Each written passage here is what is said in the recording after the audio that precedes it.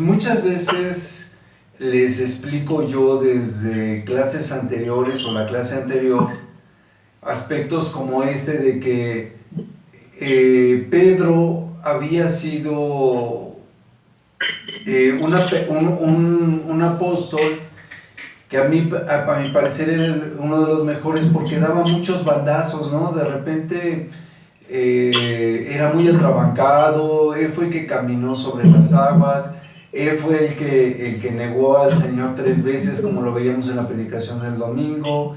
Él fue también el que dijo que Jesucristo era el Mesías, y al poco momento de haber sido eso, el Señor le dice que no lo tiente, ¿no? Vete de mí, Satanás, dice, porque me eres de tropiezo. Cuando él le dice, no, Señor, que no seas crucificado, ¿no? Que no vayas a padecer. Y más adelante Pedro le dice, Señor, si es posible, yo moriré contigo. Y entonces el Señor le dice que lo va a negar 3 veces. Le corta la oreja en el ínter a uno de los siervos creo que del sacerdocio o del gobernador, no me acuerdo ya.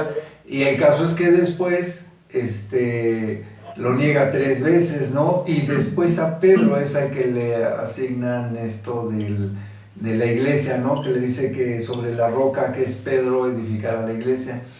Entonces daba tantos bandazos, a veces muy buenos, a veces muy malos, pero sin embargo era tal que por eso el Señor lo pone como un fundamento para la enseñanza del cristiano.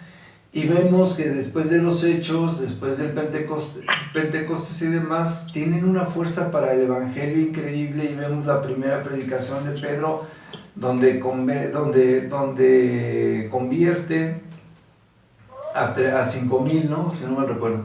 El caso es que, y así sucesivamente vamos viendo la evolución de Pedro. Luego Pedro tenía favoritismos para los gentiles, y entra en un conflicto con Pablo, y así sucesivamente. Y después vemos cómo viene el llamado de Pablo, que Pablo, aunque no tuvo esa capacitación de los 40 días con el Señor Jesucristo, sin embargo sí tiene un contacto personal con el Señor Jesucristo una vez que el Señor Jesucristo está resucitado, ¿no? Aunque lo ve como una luz, y le dice a Pablo que él es el Cristo al que él persigue.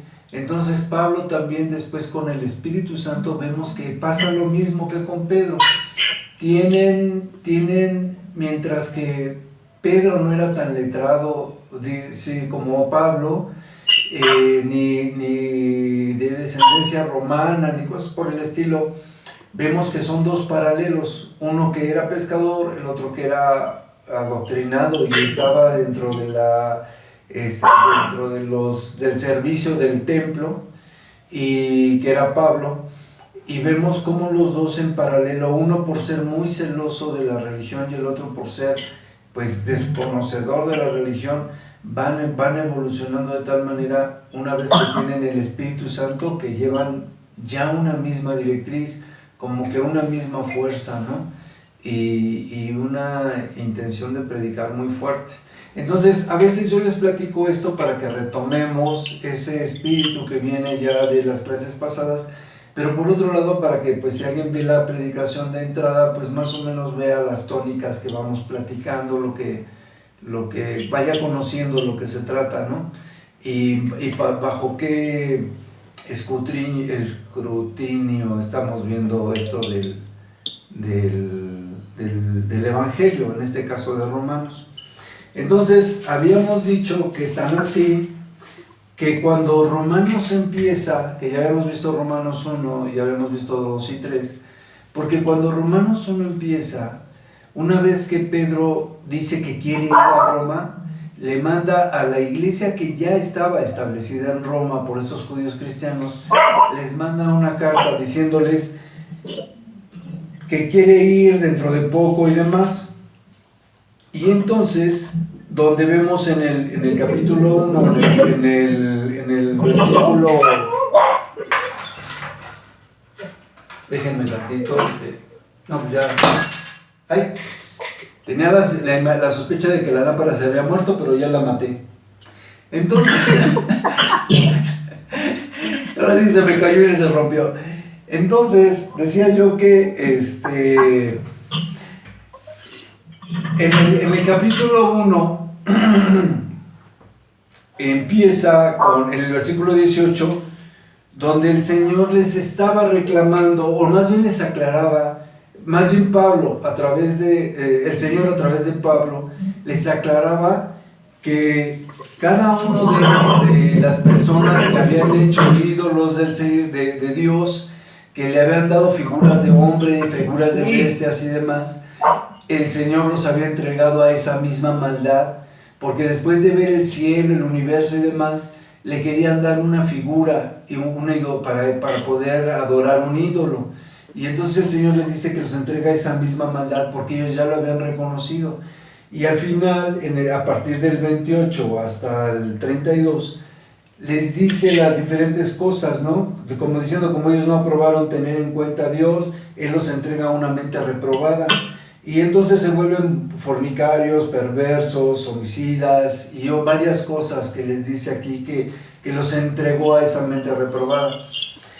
Entonces, en el capítulo 2 y 3 vemos que Pablo, o fue lo que vimos, Pablo defiende que Dios no es injusto por el hecho de que como ellos lo querían adorar en otras bestias y demás, o darle una figura de hombre, no era injusto al haberlos entregado a esa mente reprobada, porque no solamente hacían las cosas malas, sino que se complacían con las gentes que los hacían. Entonces los entrega a esa mente reprobada y como una condenación, mientras que vemos que a través del Evangelio 2 y 3, del capítulo 2 y 3 de Romanos, Pablo dice, entonces Dios no es porque sea injusto, sino que Él en su misma justicia dice, nos está permitiendo que conozcamos, que crezcamos a través del Espíritu Santo una vez que creemos en el Evangelio de Jesucristo, para que podamos ser salvos y para que podamos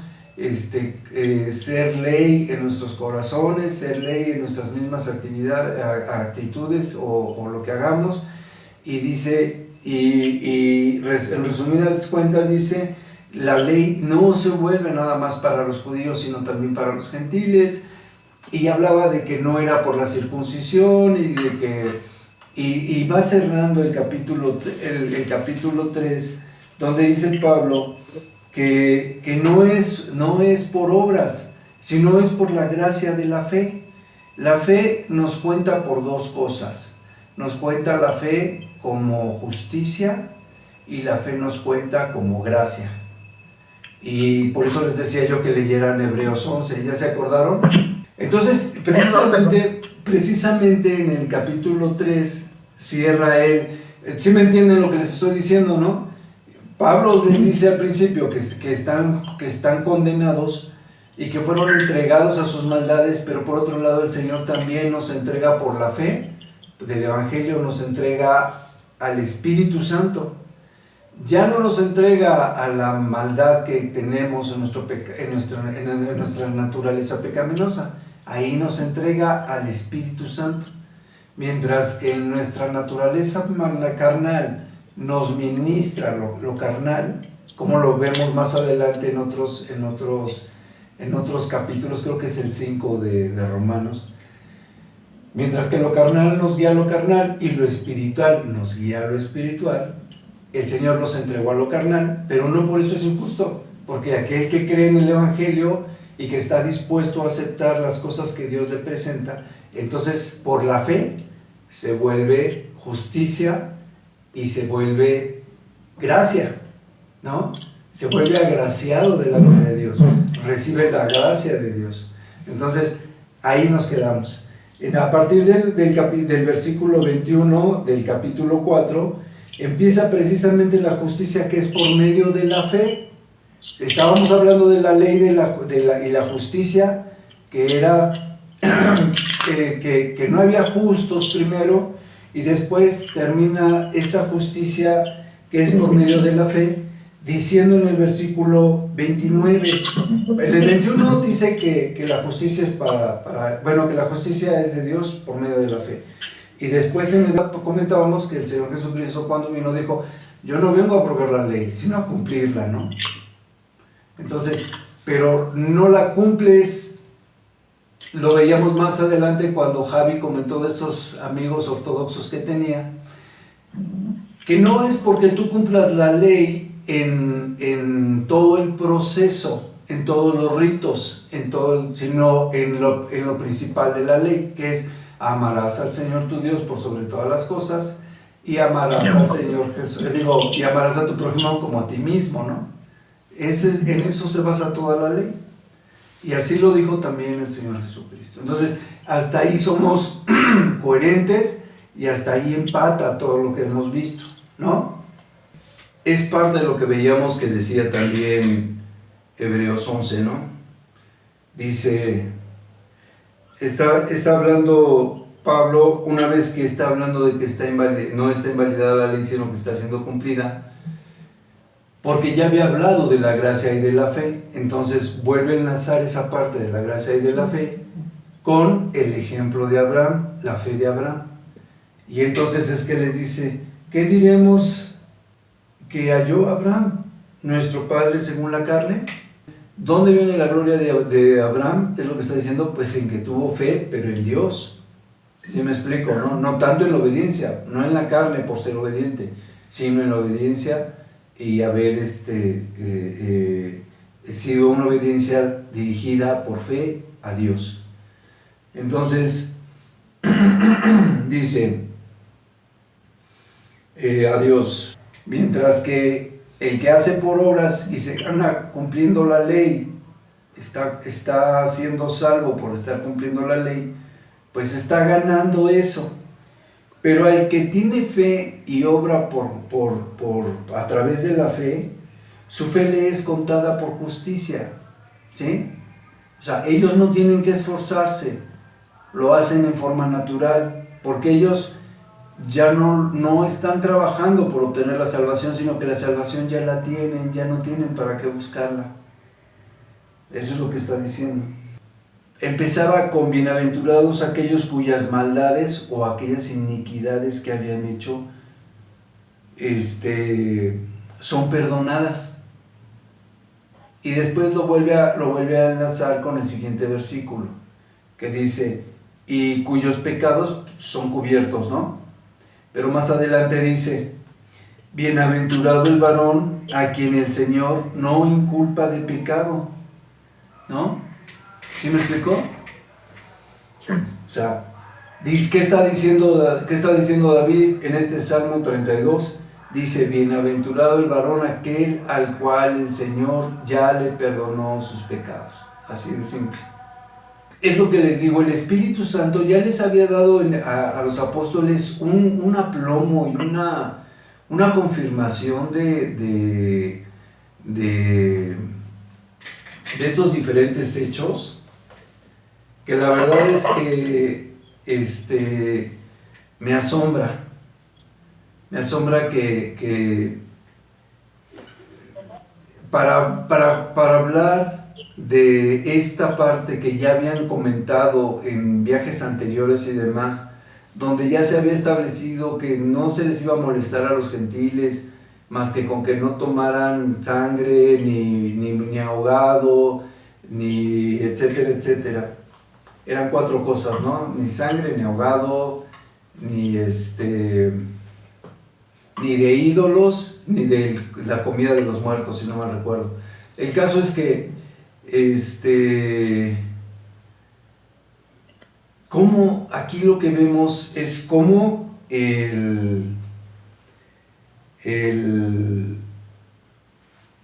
aplomo, no el aplomo, sino la asociación que tiene Pablo hablando de la incircuncisión en la cual estaba Abraham cuando fue llamado, y que después vino el mandamiento de la circuncisión, ¿no? O sea, la verdad es que habría que haber estado muchas horas en eso, pensando y meditándole, o de plano siendo instruido por el Espíritu Santo, que yo lo voy más a la segunda, para que hubiera esa asociación de que precisamente Abraham había sido llamado en la incircuncisión para entonces haber dado una puerta abierta para aquellos que son incircuncisos y los que son circuncisos. ¿Sí me explico, no? Que era para gentiles, para todo tipo de gentiles, circuncisos o no circuncisos. Con eso, yo creo que Pablo se ahorra muchas horas de discusión con los judíos o la iglesia de los judíos romanos, ¿no? ¿Cuáles fueron estas pisadas o estas señales? Es la fe y la obediencia a nuestro Dios. La promesa realizada mediante la fe. Entonces, lo que el Señor prometía lo iba cumpliendo. Dice, porque no por la ley fue dada a Abraham o a su descendencia la promesa de que sería heredero del mundo, sino por la justicia de la fe. Entonces, aquí lo que está diciendo es, porque dice, si los que son de la ley son los herederos, vana resulta la fe y anulada la promesa. Entonces, la promesa que había tenido Abraham sería anulada y la fe en el Dios sobre el cual fue fundada la promesa sería vana si tuviesen que estar sujetos a la ley, ¿no?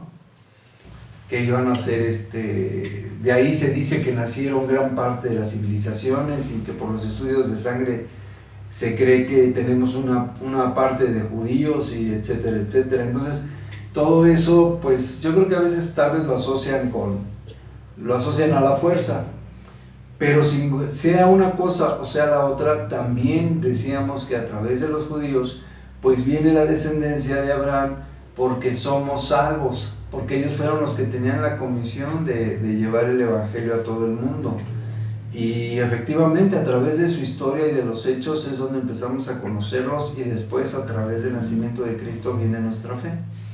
Entonces, ciertamente, pues somos descendientes, ¿no? Somos las ramas añadidas al tronco original y al olivo original. Entonces, y el 15 es muy importante, el 16 también es muy importante, porque el primero dice que si no hay ley, no hay transgresión. Dice, por tanto, es por fe, para que sea por gracia, a fin de que la promesa sea firme para toda descendencia, no solamente para la descendencia de la ley, sino también para la que es de la fe de Abraham, el cual es Padre de todos nosotros, ¿no?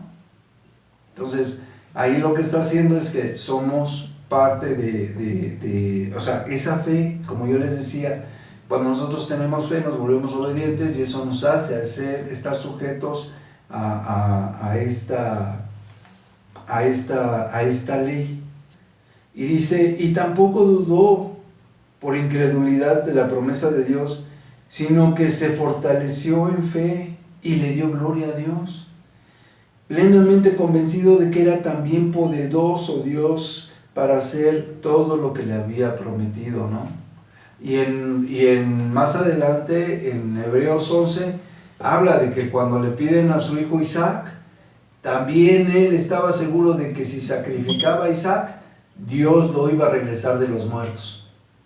¿Sí me explicó? O sea, la fe de Abraham era una fe fuera de serie, era una fe que de verdad era para maravillarse. O sea, estaba plenamente seguro en todo, en Dios, todo lo que Dios le decía. Y les digo, Hebreos 11 nos hace esa aclaración de que Abraham dijo, si yo sacrifico a mi hijo que me está pidiendo ahorita Dios me lo regresa ahorita, o al rato, o en otra persona, pero me lo va a regresar, porque era la base de la promesa, Isaac. Y dice, y no solamente con respecto a él se escribió que le fue contada, sino también con respecto a nosotros, a quienes ha de ser contada. Esto es a los que creemos en el que levantó de los muertos a Jesús. Y aquí lo estoy leyendo literalmente, o sea, en aquel entonces se aplica como ahora. Hagan de cuenta que nos lo está diciendo Pablo a través de la carta de los Romanos, que no solamente a los de aquellas épocas, sino que también actualmente. Dice, a los que creemos en el que levantó de los muertos a Jesús. ¿Quién levantó de los muertos a Jesús? Bueno, Romanos 8 dice que fue el Espíritu Santo, pero el que da el Espíritu Santo también dice la Biblia que es Dios, ¿no? Y que también en otras partes dice que Dios levantó a Jesús de los muertos. Entonces, obviamente está hablando de esa Trinidad y está hablando de esa deidad que es Dios, ¿no? Entonces, el mismo Dios que levantó a Jesús de los muertos es nuestro Señor, ¿no? El cual fue entregado por nuestras transgresiones. Aquí ya habla de Jesucristo, ¿no? Obviamente. El cual fue hecho carne para poder padecer y para ser crucificado por nosotros y ser resucitado, como lo dice 1 Corintios 15, ¿no? Que estaba profetizado. Que estaba 15:3 creo dice que estaba profetizado, que iba a resucitar y que así resucitó. Dios levanta a los muertos a Jesucristo precisamente para ser entregado por nuestras transgresiones y para ser resucitado para justificarnos. Y aquí lo vuelve a recalcar. Acaba de terminar que es para nuestra justificación y vuelve a empezar. Estamos pues justificados. Por la fe tenemos paz para con Dios por medio de nuestro Señor Jesucristo. Una vez que aceptamos a Cristo, los que alcanzamos a entender perfectamente la salvación de Cristo, nos sentimos totalmente reconciliados, ¿no? Y luego empieza otra vez con que estamos siendo justificados por la fe y que con esa fe, cuando lo alcanzamos a comprender plenamente, pues tenemos paz con Dios. Tenemos paz, no nos sentimos tan oprimidos como mucha gente piensa que nos sentimos oprimidos por lo que hacen los otros o lo que podríamos dejar de hacer. Pues no, realmente no nos sentimos tan afligidos. Yo creo que la madurez del cristiano está en el sentido de la relación que tengas con Dios, cómo tengas esa relación y cómo te dejes ministrar por el Espíritu Santo para irla mejorando, ¿no? Dice, también por medio de Jesucristo tenemos entrada, o por la fe en el Señor Jesucristo tenemos esta entrada a la gracia, ¿no? Y en esta gracia, en este conocimiento que nos permite tener Dios, pues nos reafirmamos cada vez más y nos gloriamos en la esperanza que tenemos en Dios. ¿Cuál es nuestra esperanza? Pues la venida del Señor Jesucristo, que vamos a tener más adelante. Y no solo esto, sino que también nos gloriamos teniendo tribulaciones, sabiendo que esta tribulación produce paciencia, porque estamos siendo atribulados, pero por otro lado sabemos que esta tribulación que tenemos, a fin de cuentas tiene un fin, que es estar en la presencia de Dios. Si tenemos la fe en que Dios, como la fe que tenía Abraham, de que Él era lo suficientemente poderoso para resucitar a su hijo de los muertos, y para hacerle tener un hijo a los 100 años y de una mujer estéril de 90, entonces, claro que si tenemos esa fe, podemos saber que nuestras tribulaciones, si las ponemos en las manos de Dios, Dios es el que va a estar en control y Dios es el que se va a encargar de sacarnos adelante, ¿no?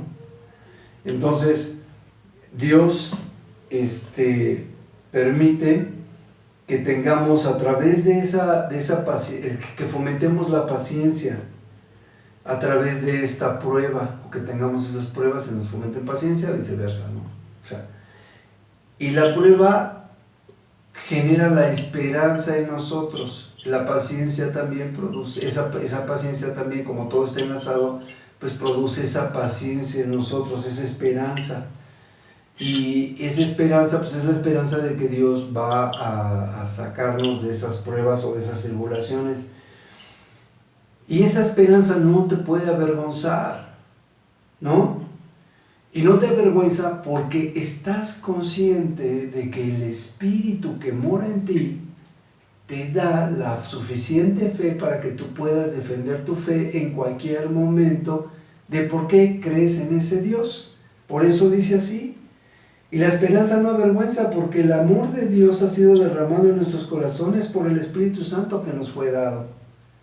El Espíritu siempre nos está ministrando, siempre nos está dando palabra y siempre nos está llevando paso por paso para que vayamos creciendo, para que vayamos siendo más fuertes, para que tengamos la suficiente fe para poner nuestras vidas en las manos de Dios, en todas las cosas que podamos tener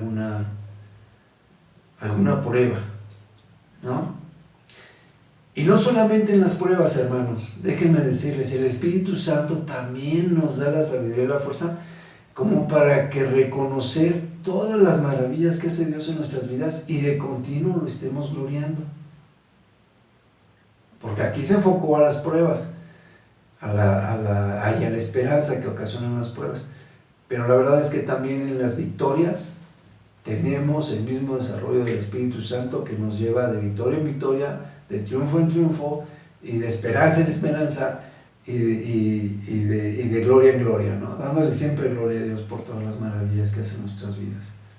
Porque cuando nos ponemos a ver las pequeñas pruebas, también podemos ver las pequeñas victorias, desde las más pequeñas hasta las más grandes, como estar vivos, como comer todos los días. Es una gran bendición. Es algo que quedaría fuera del control de cualquier persona. No hay manera de que tú puedas administrar, darle de comer a todo el mundo de una manera eficiente. Las cosas se dan porque Dios lo permite que se den. Sigo adelante. Entonces es eso. El Espíritu nos permite reconocer, no nada más en las pruebas, también en las victorias. La muerte del Señor Jesucristo y su resurrección, pues le dio una super fuerza a la fe, ¿no? Porque se habían cumplido las profecías y todo. Entonces cada vez, les digo, somos más fuertes. Ahora, con la bendición de tener la Biblia todos los días, poderla abrir y poder leer y poder estudiar. Yo les decía en clases anteriores, de verdad que los apóstoles hubiesen querido tener todas las cartas de Pablo, las de Mateo, Marcos y así sucesivamente, tener todo lo que nosotros tenemos en Biblia y en documentos. Porque nos podemos empapar de la Biblia y podemos estar conociendo toda la historia, la resurrección de Cristo, qué pasó en el Pentecostés y demás, por estarlo leyendo, por las narraciones de los apóstoles. Entonces, vamos creciendo cada vez más. Entonces, si Cristo murió cuando apenas estaban convirtiéndose del arrepentimiento de pecados de la predicación de Juan a la fe en la resurrección de Cristo y el arrepentimiento de pecados, entonces, y bueno, ya lo hemos dicho, y conllevaba el bautismo y la unción del Espíritu Santo. No sé si aquí soy muy claro, se los voy a explicar de otra manera.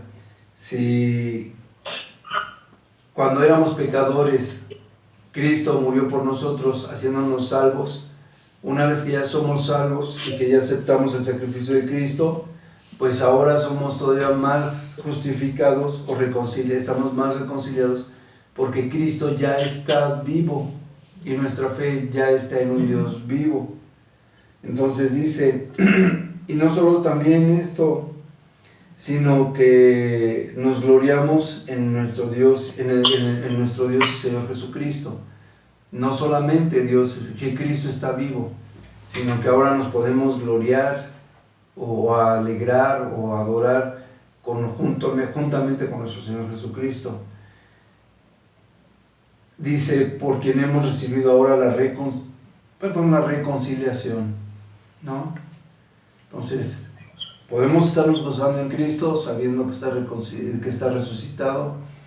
Y si antes éramos salvos, siendo enemigos, fuimos salvos, o el Señor entregó al Señor Jesucristo, siendo enemigos, entregó al Señor Jesucristo para que pudiéramos ser salvos.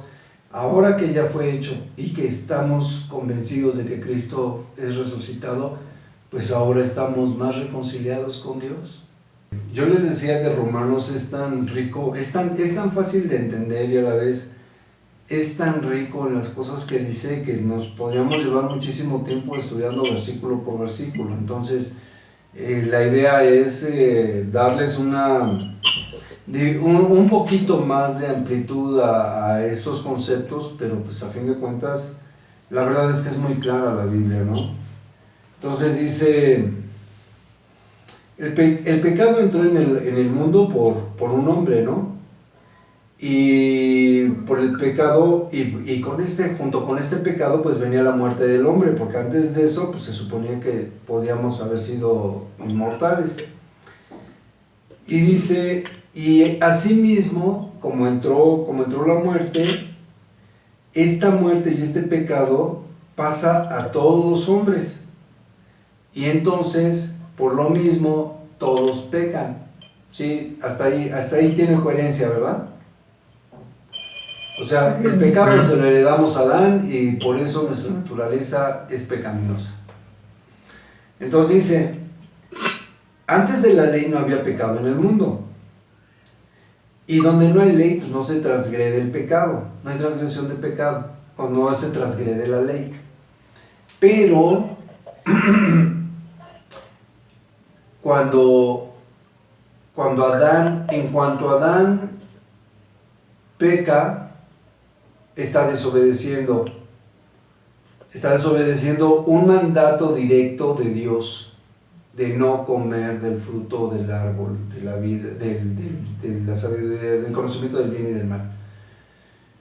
Esa pequeña instrucción o esa pequeña ley que tenía Adán fue la única que rompieron, que fue comer de este fruto. Pero entonces, junto con el conocimiento del bien y del mal, pues entra el pecado.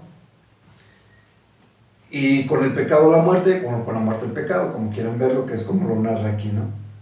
Entonces dice, antes de la ley había pecado en el mundo, pero donde no hay ley no se inculpa de pecado. Esa parte era algo que yo les quería comentar. Adán inculpa esa primera ley, que fue mucho antes de los 10 mandamientos, que era el conocimiento ya de la ley que Dios había establecido, que es cuando ya les da una ley más completa.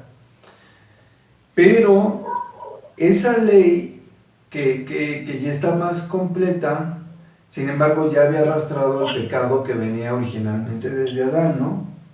Por eso es que, si se fijan, cuando peca Adán y Eva, que son sacados del paraíso, los gigantes, los hijos de los gigantes empiezan a mezclar con las mujeres del mundo, y es cuando empieza a haber mucho pecado, y es cuando después viene el diluvio, y etcétera, etcétera. Pero ese pecado, esa transgresión, ese pecado que había llevado originalmente la maldad a la humanidad, cuando viene el diluvio, ya venía arrastrándose. Entonces, se puede decir que efectivamente, si no se hubiese roto esa primera ley, pues tal vez no se hubiese incurrido en el pecado, y tal vez tampoco hubiese existido un diluvio y otras cosas. Pero entonces, el caso es que así sucedió, porque ya la naturaleza pues ya era mala. Y ahí vemos donde, aunque ellos no tenían la ley de los 10 mandamientos, sin embargo ya su naturaleza era tan pecaminosa que Dios decide destruir al mundo a través del diluvio. Entonces era algo que yo quería comentarles o hacerles una semejanza para que vieran que pues realmente no era necesario los 10 mandamientos. Simplemente era necesario que se hubiese incurrido en el pecado para que la naturaleza del pecado hubiese estado en el hombre, para que eso hubiese sido suficiente para que en un momento dado se hubiera tenido que destruir la tierra. Bueno, la humanidad. Dice, sin culpa de pecado. Dice el 14, no obstante, reinó la muerte desde Adán hasta Moisés, aún los que no pecaron a la manera de la transgresión de Adán, o sea, no fue tan grave su pecado, el cual es figura del que habría de venir, o sea, del Señor Jesucristo.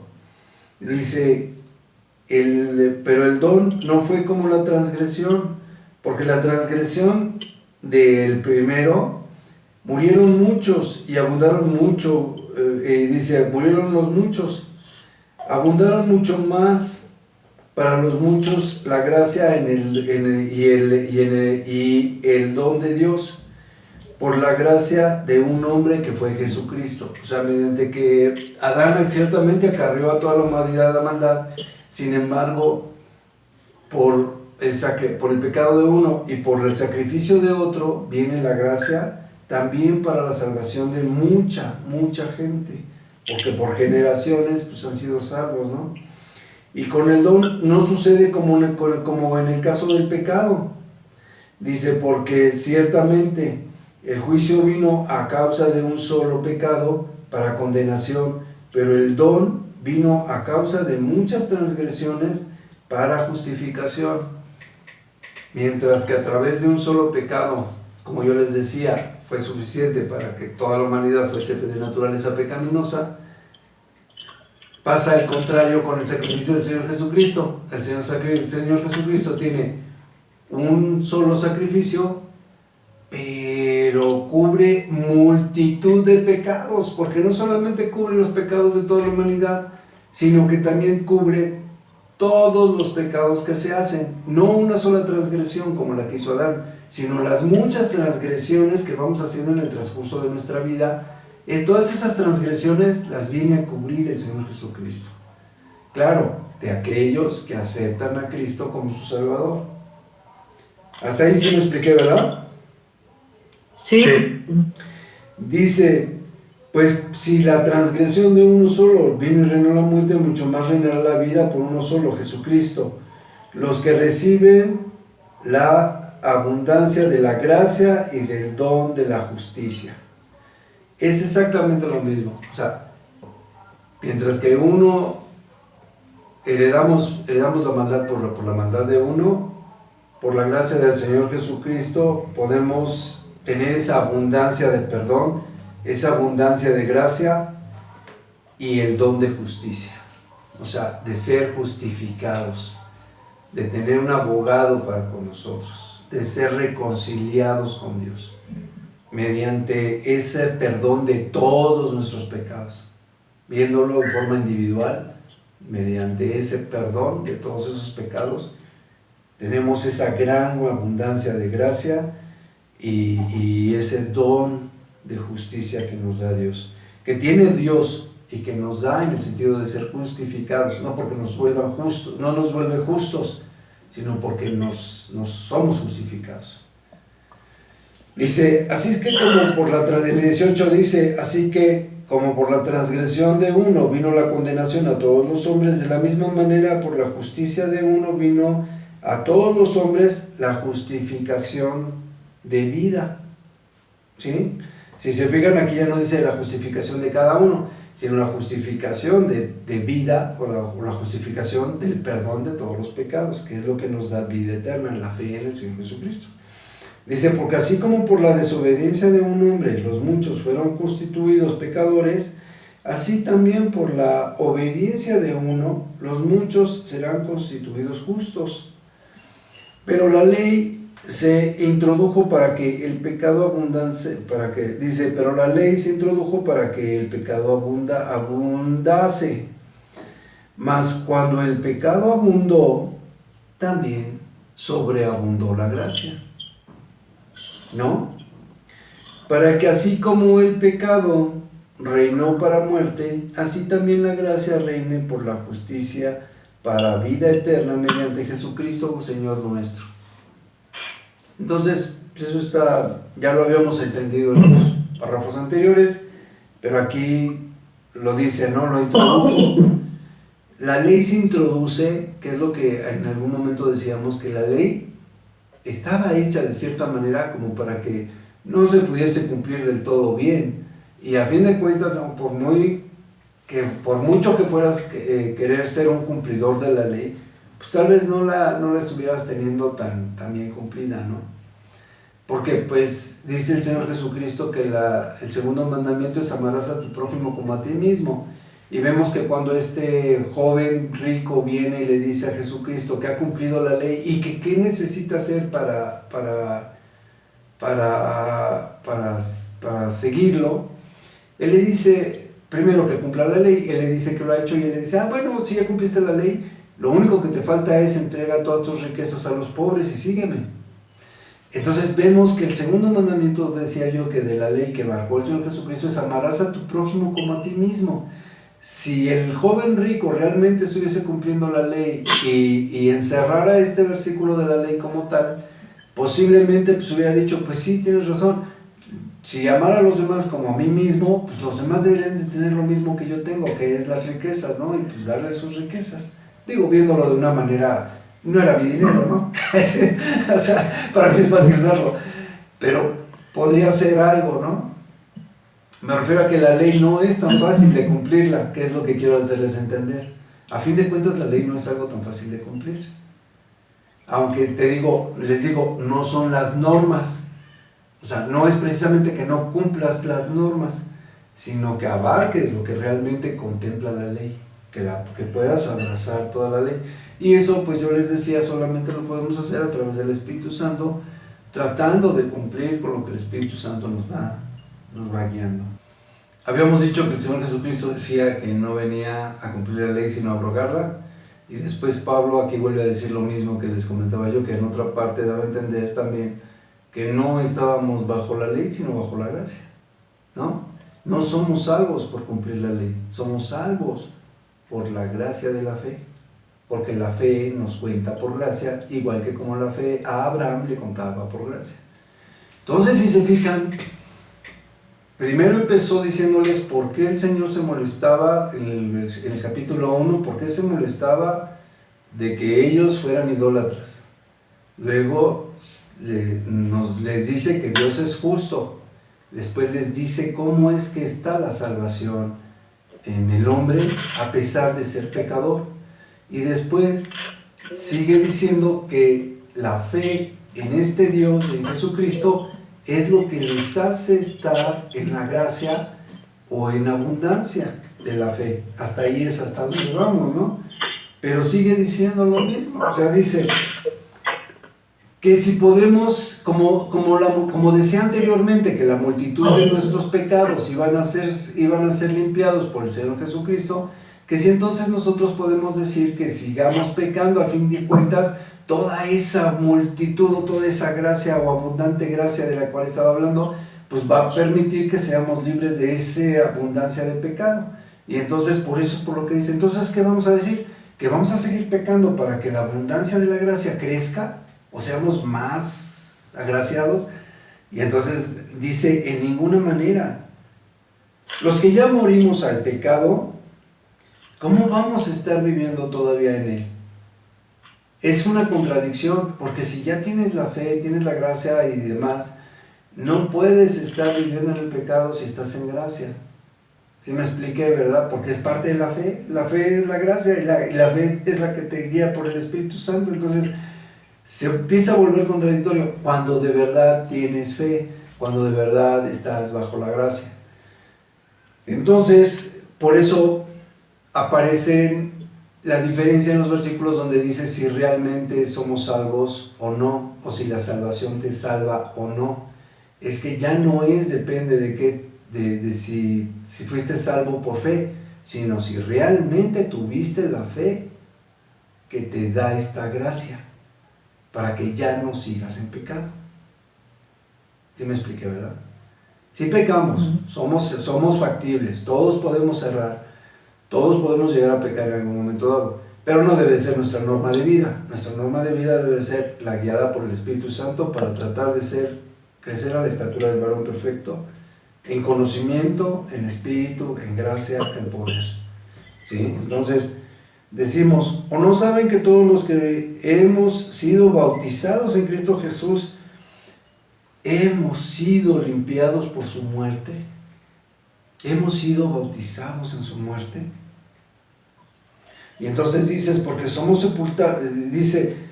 somos sepultados juntamente con Él para muerte por el bautismo, a fin de que como Cristo resucitó de los muertos por la gloria del Padre, así también nosotros andemos en vida nueva.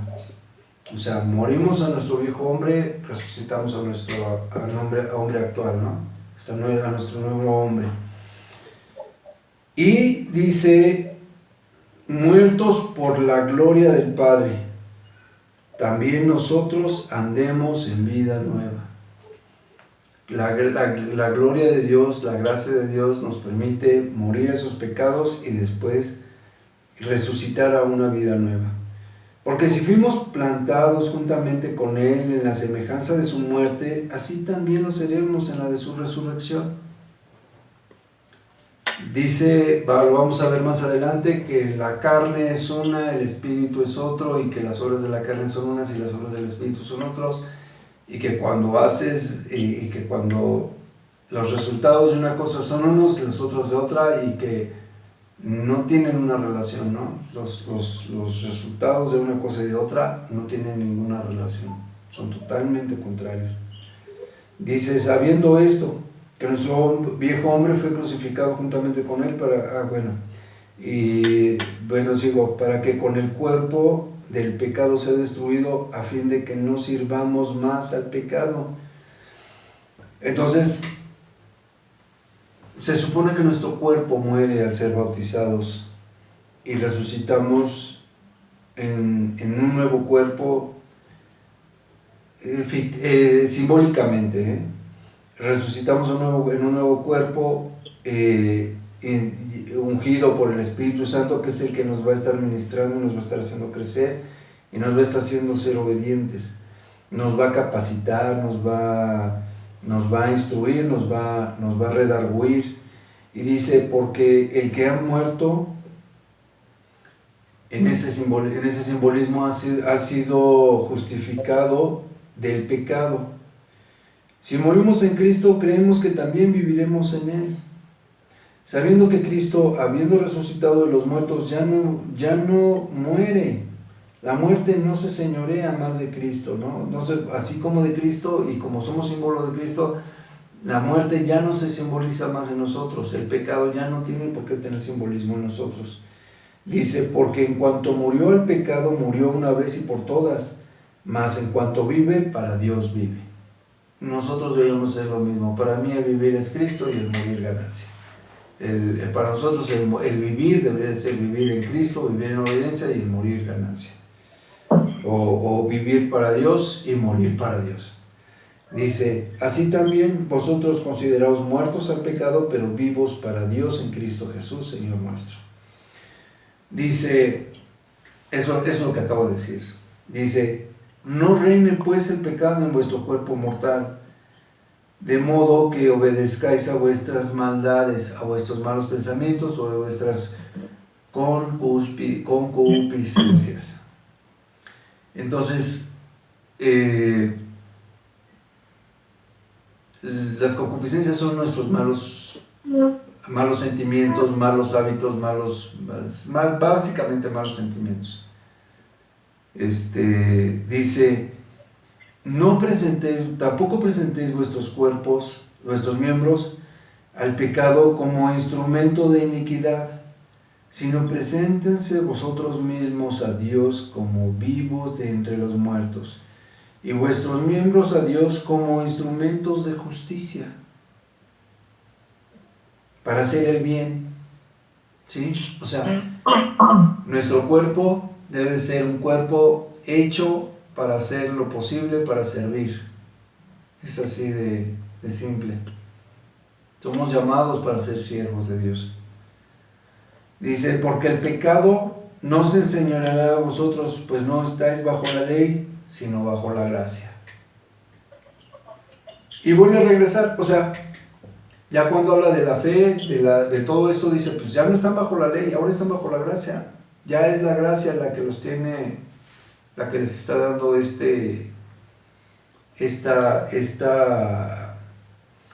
esta libertad, este conocimiento, esta fuerza para poder obedecer y hacer lo correcto. Y yo decía que esto les quería decir que esto es muy parecido con lo que dice también, lo decimos cuando estamos en la Santa Cena, ¿no? Porque Cristo se hace obediente en carne, en cuerpo de hombre, teniendo las tentaciones y todo eso, porque de otra manera no hubiera podido ser justificado él tampoco, y haciéndose obediente hasta la muerte y muerte de cruz. Entonces, el comer el pan significa el aceptar ese sacrificio carnal que hizo el Señor Jesucristo, el Cristo hecho carne, haciéndose obediente para que fuera las primicias de la resurrección en nosotros. Y muchas veces no lo vemos con esa profundidad.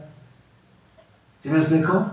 Es Cristo, el Mesías, el Dios hecho carne para que nosotros, para ser ejemplo de nosotros, el primer hermano, el hacernos coherederos con Cristo a través de la justificación, para que nosotros podamos ser salvos a través de su cuerpo, siendo justificados y siendo Él el primero que iba a ser resucitado para vida eterna y siendo ejemplo para nosotros, para que nosotros podamos hacer lo mismo. Esa es la importancia del pan.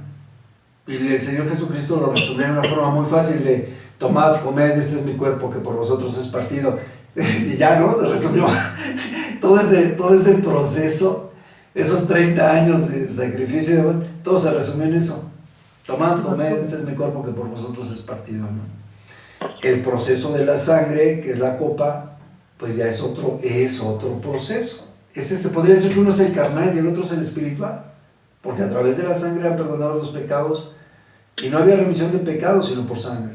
Entonces, esa sangre que era sacrificada era lo que limpiaba el cuerpo espiritualmente, ¿no? Porque carnalmente ya lo habías hecho, espiritualmente el sacrificio se limpiaba por sangre. Pero cuando el pueblo judío lo toma ya como un rito y ya no lo lleva con la seriedad, con ese conocimiento que ahora nosotros tenemos del sacrificio del Señor Jesucristo, de los sacrificios que hacían de los animales, entonces ese ritual ya dejó de tener importancia, pues era como ir a la carnicería. Entonces, es por eso que ya estaba previsto. Dios ya lo sabía, Jesucristo ya lo sabía. Desde Adán sabíamos que éramos parte de un plan. Desde antes de la fundación del mundo somos parte de un plan. Dios tiene un plan y un propósito para cada una de nuestras vidas. Entonces, Dios nos va a llevar a cada uno conforme el Espíritu nos ministre, conforme tengamos la intención de que el Espíritu nos ministre. Y con eso vamos a poder servir y vamos a poder evangelizar y vamos a poder hacer muchas cosas, pero necesitamos dejar que el Espíritu nos vaya manejando, nos vaya administrando. Hay muchas cosas importantes: cómo dirigir a tus nietos, cómo dirigir a tus hijos, cómo dirigir a los hermanos, cómo dirigirte con los hermanos. Solamente viene a través del entendimiento de la palabra. Porque en la medida que crezca tu fe, crece el poder del Espíritu Santo para todo lo que necesites en tu vida. Pues eso es. Yo creo que la dejamos aquí. Y pues nos quedamos en el 6:15, ¿va?